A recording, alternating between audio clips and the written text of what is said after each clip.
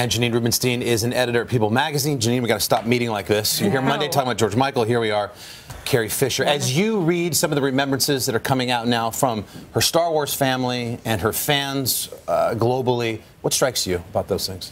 Just how big of a loss this is for everyone, for fans, but really the people who knew her so well. You saw Harrison Ford, George Lucas, all speaking out about losing a friend and someone who was so real and down to earth and was brave at the same time. She never really let Hollywood change who she was on the inside, and that's a vocal, talented, brave woman. Well, as Stephanie pointed out, though, the role of Princess Leia changed her life. She was only 19, but when you look at the totality of her career, from writing to other roles, how do you think she would want to be remembered? Is it truly just about Leia?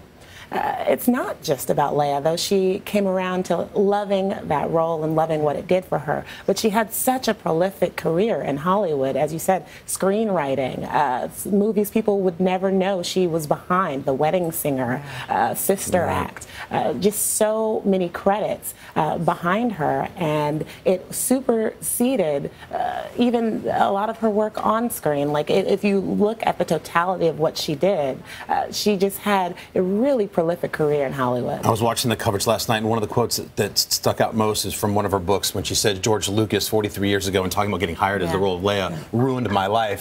And I mean that in the nicest possible way, showing her wit. She did have a complex relationship with the character. At times she loved it, sometimes she loathed it.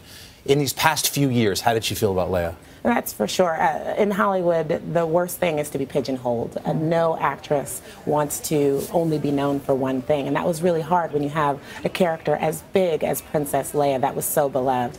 But she kind of came around to the idea that this was a piece of the American fabric, and she embraced that. She knew the role would change her life, even back as a teenager, and she wrote The Princess Diarist more recently from diaries and notes that she had while filming.